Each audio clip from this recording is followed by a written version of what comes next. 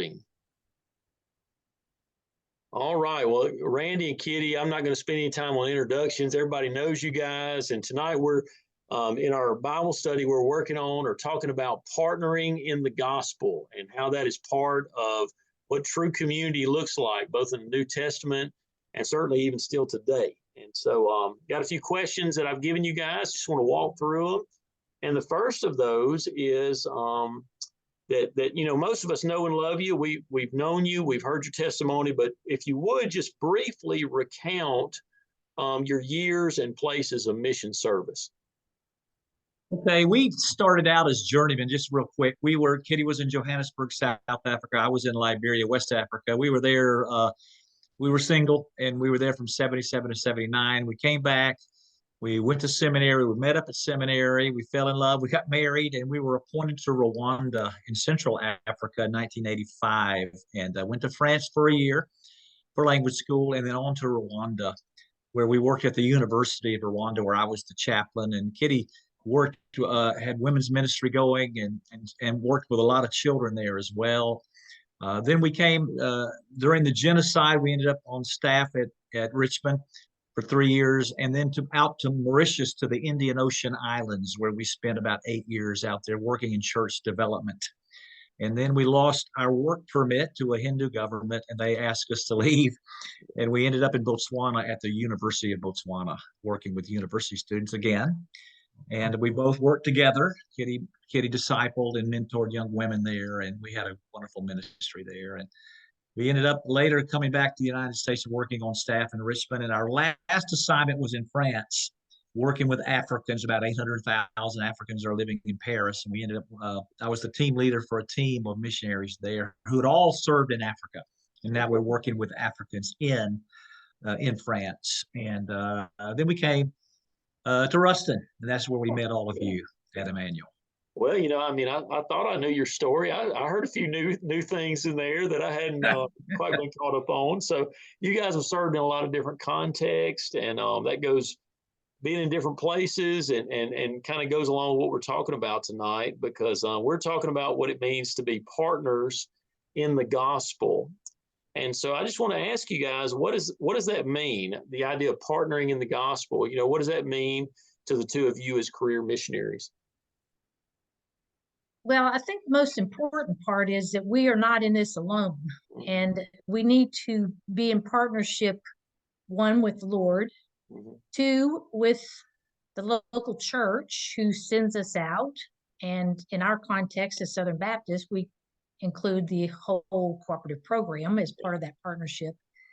And then we need to be in partnership with each other, making sure that we're on the same track, because it's kind of hard when you're not united. That's right. And so that partnership then, once you're on the field, involves the local church or the local association or Baptist union or whatever it's called in that particular location, or other evangelical partners. We had multiple partners on the field, not just Southern Baptist partners. And so that partnership is huge on all levels, beginning, for me, I think the most important thing is obviously with Emmanuel and with all of our cooperative Baptist churches is the financial giving, and that's a huge thing. But for us, I think the most significant thing that people often don't realize is the most important is prayer. And so that prayer partnership that we have with all of these entities together on so many different levels is what really is the glue that keeps it all going.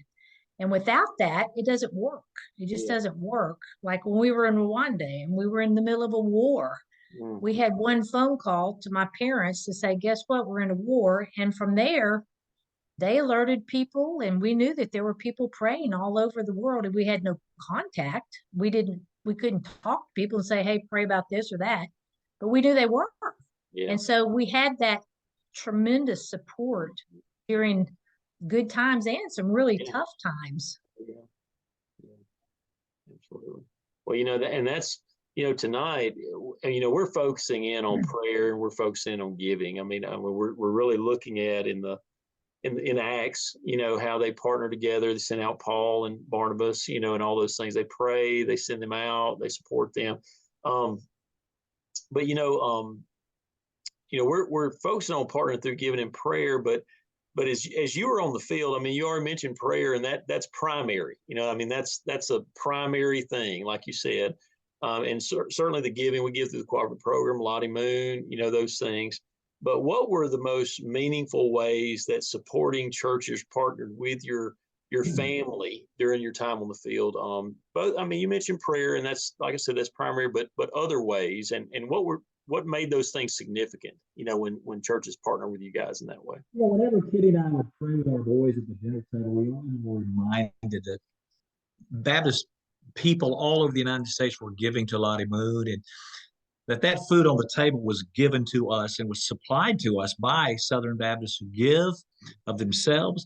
With the vehicle we drove in Rwanda, we drove thousands of miles out in the hills of Rwanda. That vehicle was purchased through Lottie Moon Giving. Our house we lived in, our salary, everything was taken care of by the giving of the Southern Baptist people who give and give and give and give. And so we could never pray at a dinner table without thanking God for the people who were giving to support us and help us and partner with us to stay out. Yeah, people are giving sacrificially. They give and give. I was talking to a guy the other day who had some doubts. He was a Baptist kid, university student, but he had some doubts about Southern Baptists. I said, let me tell you what Southern Baptists do. They give. They give. They pray. They give. They go. And I said, I mean, I know that from experience, Paul, that our people give and they're generous. We found that out in Emmanuel. People are generous. These people are generous. Well, I think it was very significant as a mother to know that my children were going to be provided for from an educational standpoint as well. And so our children went to some great schools because we had partnering churches praying for us and giving so that they could go. And I think it was good too, because our kids we always made sure that they were part of the partnership. They were a significant part. They didn't just go and not be involved in what we were doing. We always made sure that they were very connected with the ministry. And more importantly, when they were in school, they connected us to the people in many, many ways. And that was huge because through them and their friendships, then we were able to make contacts with the families and the parents and their friends. And it just kind of multiplied the whole effort. So the children were very much part of that partnership as well. And I think that was huge. And for them to see that they were a significant piece of this whole puzzle helped them to have a lot of peace and ownership and being on the field. Yeah. Just one example, when we were asked to leave Botswana and go work in Richmond, our youngest son, Thomas, was quite upset. And they had worked really hard to start a youth group. And so Thomas just, after we told him we were going to go back to the States, we felt like that's what the Lord was leading us to do. He just went in his room and slammed the door, which is very uncharacteristic of Thomas. And I went in there and I was like, Thomas, what's going on? And he's like, Mom, you just don't get it, do you? And I'm like, I don't get what? And he goes, Mom, who is going to tell the people at our school about Jesus if we leave? Yeah. We're some of the only Christians in the whole place. Yeah. And so that was real important to him as a child. I mean, he was probably 13 or 14 years old. And I said, well, hey, it's not too late. And we began to pray. And he saw several of his friends come to the Lord just in the last 6 weeks while we were there. And so having them as part of that partnership was a big piece for our family. And it's really sweet now to know that they're all as adults walking with the Lord, serving the Lord. And I think all of that was part of that partnership effort. When I was a journeyman, I realized when I got out to the mission field how small the International Mission Board is and how small the Southern Baptist Convention is, even though we're 15 million strong, 45,000 persons, compared to the world context. And I realized then it's going to take all of us partnering together if the world is ever going to hear. We're going to have to partner with the Free Methodists. We're going to have to partner with the Presbyterians, the Assembly of God. Anybody who believes Jesus is the way, then let's partner. We're going to partner. But we learned that on the mission field. We're going to work hand in hand with these people together. We're brothers in Christ, and we're going to partner with them. We're going to partner. When we were in Botswana, we had a a Christian center we were running right next to the school. And the Assembly of God students would come to us and say, Randy, can we use your center on Friday night? I said, absolutely, you can. Because they're going to have a meeting where they're going to share the gospel and invite students. I said, absolutely, it's yours. It's all yours. And we even gave them an office in our building. Yeah. So they could. That's awesome. Is a wonderful thing. Mm-hmm. Well, that's great. And we're of course thinking about how we can partner in greater ways. Randy, you shared with me a story of being in Rwanda and the building of that school. If you don't mind just sharing that and what that meant to you guys, the encouragement, but also how God used that short-term mission group that was there. In Rwanda, the schools, the public schools that were offered for the children, the Catholics had a lot of schools all over the country. And if you were part of the Catholic Church, you could go to their schools. But if you were a Baptist or a Protestant, you had no place to go. So we decided as a Baptist convention, at a very small convention of Rwanda, in a country of 7 million, we decided we need to build some schools. And so in Butare, where the university was, where Kittie and I were working, the Baptist, we were based there. Our Baptist convention was based there in Rwanda. So they decided to build a boarding school. Well, we were partnering with South Carolina and the Baptists of South Carolina. And so we said to them, can you send us some bricklayers from South Carolina? They said, sure. So they got together some teams of bricklayers, and these South Carolinian professional bricklayers came to Rwanda. I mean, way out of their comfort zone. These guys had never been overseas. Here they are in Africa. They went into culture shock. It was rough, buddy. So we partnered them up with Rwandan bricklayers, and they were out laying bricks to build this school. And one of those Rwandan bricklayers, through an interpreter, said to one of those South Carolinian bricklayers, he said, sir, are your children going to go to this school that you're building here? And he said to him through the interpreter, no, my children are not going to go here. He said, well, then why are you building this school? And he said, we're building this school for your children. Yeah. We want to make sure your children have a place to go. And I'm telling you, that touched that African. He couldn't believe it. He was like, you came all this way at your expense to build a school so my children can go to school? He said, that's exactly right. And we're doing it in the name of Jesus. That's why we're doing it. Love you guys. He said, we love you, men. Love your families. And we're here to help you. And it was amazing, and I can't lay bricks, but man, these guys from South Carolina could. Yeah. And we built a school. I mean, a really nice school. And we had hundreds of Rwandan students going to that school. And it wasn't as if you couldn't, people could have sent money and you could have hired more workers there. That's right. But they wouldn't have seen the gospel in action, in that way.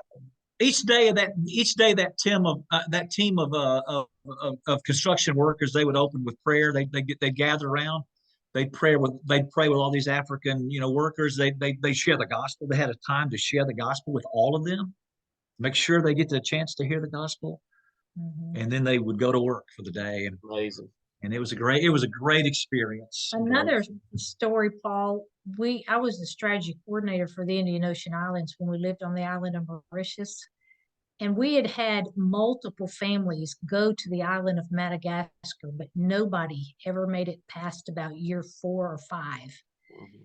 And so there are millions of people on that island. It's the largest island out there in the ocean, off the coast of Africa.